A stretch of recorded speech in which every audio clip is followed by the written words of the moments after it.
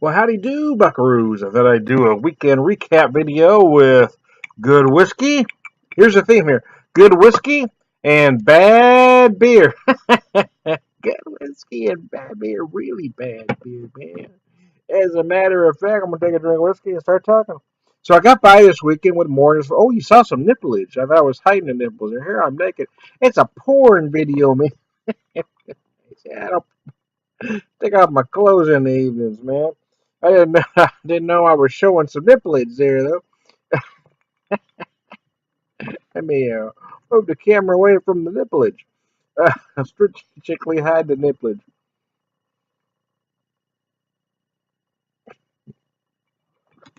Anyway, first, some old friends, Frank and Lou Rios, had an extra ticket to Springfield Cardinals game. They get sweet tickets every once in a while. They invited me. That was a hoot, man. And I did leave a little early, left about the sixth inning because it started downpouring. The place was clearing out like nobody's business. So, but anyway, it was a lot of fun. I want to thank those two. They're awful good to me. It was a good weekend.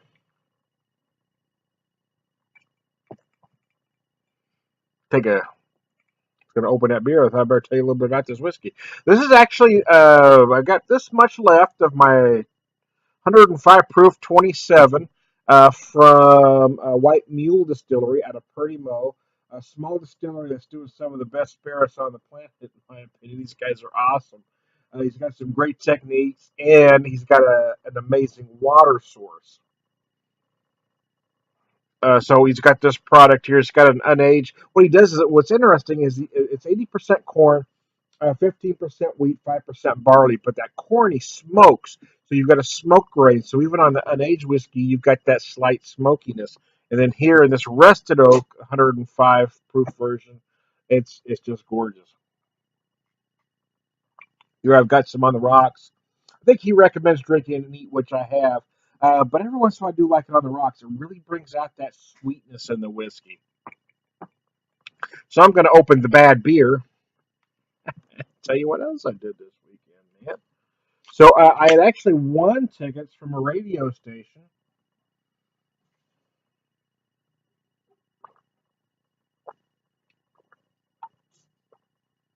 Oh, good gravy! I had this ice cold in the cooler. I picked this up last weekend, mostly out of curiosity. It really is hard to drink. Uh, this kind of beer, um, you really need to drink cold and fast. That's why I'm leaving it in the can to keep it as cold as possible. But I did have it on some ice, so I got it really cold. So there's a project out here, sponsored by Community Blood Center of the Ozarks called Stomp the Blues. They had an event yesterday called Stomp the Blues Out of Homelessness, raising money for a few different organizations that help. That help homeless. Some help at-risk teens. One of the organization helps women and children in need. So it's just it was a great benefit. And although the tickets to get in were given to me, I did spend some money in there trying to do my bit to help out. Yeah, it was a radio station, local radio station. The Cave, it's here in Springfield, Missouri, classic rock station. There's a morning guy called Mike the Intern. He does these 3 degrees, and basically he runs 3 songs that have a common length. But before the third song even starts, you've got a calling. So basically, after that second song plays like a few seconds, you've got to know what the link was. And I figured it out, man, because I'm pretty smart that way. Anyways, so here was the show. The opening band was a band called Ghost Town Blues Band. I believe they said they were out of Memphis. And these guys were nice, man. What was really interesting about the band, they mostly kind of had that, I described it was described as kind of a blues show, but I described the first band as uh, on the blues end of rock. I described the second band, the Mark May band, as on the rock end of blues. And then I described the third performer, Reverend Sean Amos, as somewhere between or uh, Delta blues meet Chicago blues. It's very interesting. And then, of course, the headliner was the Amazing Rhythm Aces, was kind of the blues side of country, I suppose. So anyway, it was an eclectic mix. But that first band was interesting because, um, again, they were really more of a rock band with blues influences. But they had the interesting part was they had a trombone player in the band. This young kid was playing a trombone. It's not necessarily unusual in the blues band to see a sax player. Every once in a while, you'll see or a trumpet player, but you rarely. Well, I'm going to say I've never seen a solo trombonist. I've seen a trombone player in a horn section, but not on his own in the band, and it was freaking amazing the way they put those parts together. It really was brilliant. And then Mark May, who had played with Dickie Betts at one point, his originals were nice, almost on sort of somewhere. Most of his originals sounded to me anyway, somewhere between California, swing blues like Little Charlie and the Nightcats, somewhere between there and Texas blues. Uh, but the most interesting part for me for his set was he did some covers right at the end.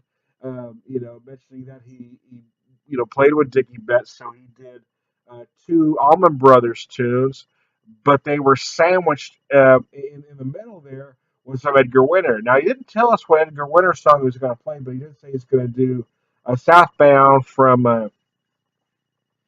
uh, Dickie Betts, and then he's going to do. He ended up doing a Whipping Post from the Allman Brothers, but he didn't tell us what Edgar Winter was going to do. And if you know those two songs I mentioned, Southbound and Whipping Post, the logical song you would think would be Free Ride, but it wasn't. They did they did Southbound, and then went into a bit of Frankenstein. Now they didn't do the whole song, but I've never seen Frankenstein attempted without a keyboardist in the band. So this band consists of two guitar players, a drummer, a bass player, obviously. And by the way, that bass player in that band was one of the best I've ever seen in my life. This guy is beyond amazing. He plays six-string bass, and he plays it so effortlessly. It's just amazing the way. Anyways, but they have a sax player in the band. So the sax player actually did a lot of where the keyboard parts would be. But to even attempt a song like Frankenstein live is amazing, and to attempt it without a keyboard player is even wow, it's just so that. I mean, just that montage at the end. I would pay to see this band if they ever came anywhere near Springfield, Missouri, or Northwest Arkansas again. I would go out of my way to see them just for that bit. It was really that good. And then Sean Amos came up. I'm gonna drink something here. I start talking. I forgot how long I was talking. My beer's getting warm because it really is a bad beer.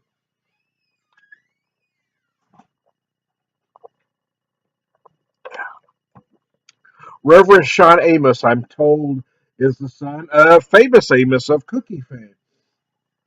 This guy, this guy, this guy, this this guy was beyond amazing. I mean, sort of a mix of old school and young school, but mostly old school blues because I mean he was dressed. You know what I mean? The other bands come out, their young guys are dressed like young guys do, but this guy is wearing a suit that probably costs more than my house. At least I know it costs more than my car. The house might have been a slight exaggeration, but not as slight as I would like it to be. I mean, this guy was dressed, man. I saw him earlier before it is said, about 2 hours earlier, he was going to get something to eat. And he was wearing this suit. I said, man, he's dressed awful early. And then he comes out for the set later and he's wearing a different suit. Oh, so, shit, that was just a warm up suit. Yeah. I mean, this guy was dressed. I love the old school blue guys because they frickin' dress. Sean Amos did the vocals. He also plays harmonica or harp, a blues harp, and he's one of the best I've ever seen, and I've seen quite a few. I'm not claiming to be an expert on the blues harp, but I know I've heard a lot. I know when I hear a good one, and this guy is arguably one of the best, without a doubt. It was just amazing. A great performer. At one point, I mean, he takes the cordless mic and comes out into the audience, and he's singing and doing his bit. He's walking, and I actually got to shake his hand, man. That was freaking awesome. I was stoked. I was like, I'm like a kid when it comes to that kind of thing, man. If it has to do with music or craft beer, I mean, I'm just, I'm sometimes I can't help but go total fanboy. I just love the stuff. But he seemed like a really nice guy. He really did. He was very personable. Talked to us after the show. I put on an amazing set. This guy would, I mean, seriously, if Sean Amos, Reverend Sean Amos, ever comes to your neck of the woods, even though you may not think you love the blues, go see him anyway. I guarantee you will not be sorry. You spend the money for the tickets. If you don't think it's worth it after the show's over, you give me a call because then I'm going to tell you what the hell's wrong with you. There's some serious shit wrong with you if you don't think he was worth the money. And then the amazing rhythm aces. Now, here's what's interesting about this show is I don't know if there were any original members in this band that played other than Russell Smith, uh, who did most of the songwriting, I'm told, and did the vocals, played some guitar. He did mention that he hadn't played in a long time. He did also mention he hadn't played with the members of the band he had with him in a long time, and specifically mentioned the year difference with the drummer they hadn't played with since 1983. Um, he did get off to a slow start. I'm not going to say rocky start because it wasn't, there were some little clinks, but you could still feel, I mean, what's the word I'm looking for? You could feel the heart in the performance. I don't mind a mistake if I feel the heart's in it. And you could tell his heart was in it. In the third tune, he missed a chord, and he kind of felt bad, but he kept playing. And at the end of the song, he apologized. And he hadn't played in a long time, and that's when he mentioned that he hadn't played with some of these guys since 1983. Uh, the biggest hit the band had way back when was a song called Third Rate Romance, covered by Sammy Kershaw in the 90s.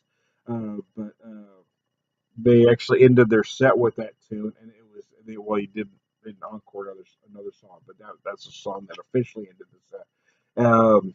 And it was just amazing. And there were some mistakes along the way, but again, I'm going to cut them some slack because uh, the whole band, I mean, their heart was in it, and I'm okay with that. I don't mind a few mistakes. I really don't, as long as your heart and soul's in the performance. And in my opinion, their heart and soul was in that performance. It was just a nice. Uh, it was interesting, right? Because you started with more rock than blues, and you had more blues than rock, and then you had just blues, man. You had that combination of it was basically like I describe it as Delta meets Chicago because it was basically electrified Delta blues, which is what Chicago blues was to start with. It was just amazing, and Sean Amos has this incredible voice.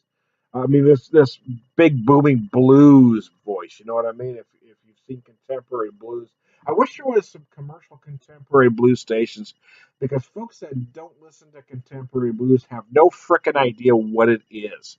If you would listen to some of these guys, listen to Jimmy Thackeray, listen to Walter Trout, listen to Bill Perry, listen to Sean Amos. Yeah, I mean, these guys, I mean, pull these guys up on YouTube right now, and then you'll understand what contemporary blues is. But anyway, finish my whiskey here.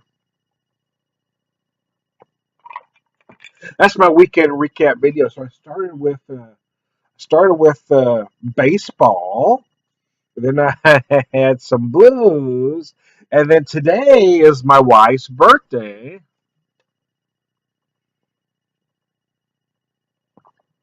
and that chick worked me like a dog. No, I'm just kidding.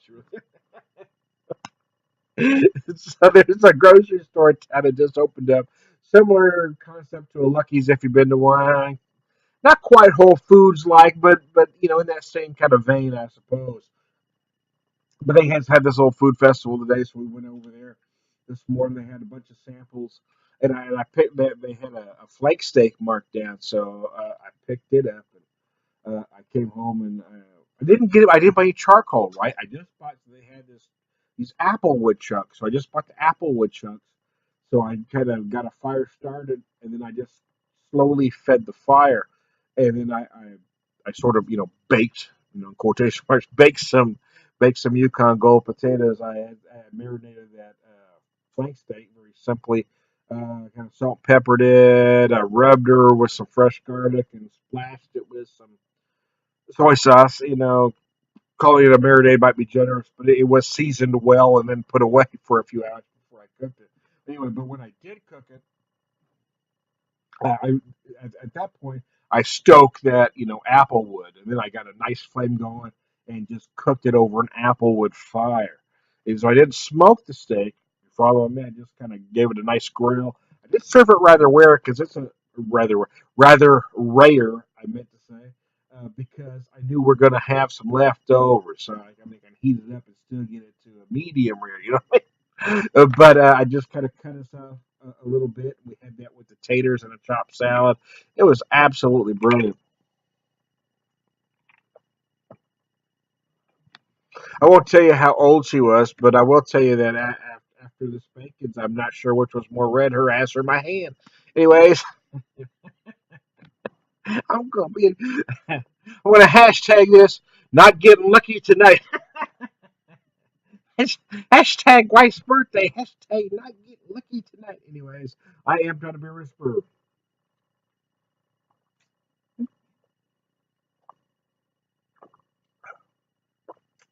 Got this radio station that does bad news over happy music, so I did weekend recap with good whiskey and bad beer. Anyways, I am trying to be a whisperer.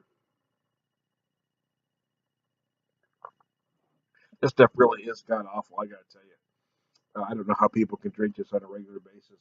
It's rather putrid. Uh, Prolific beer drinker, BeerVangelist.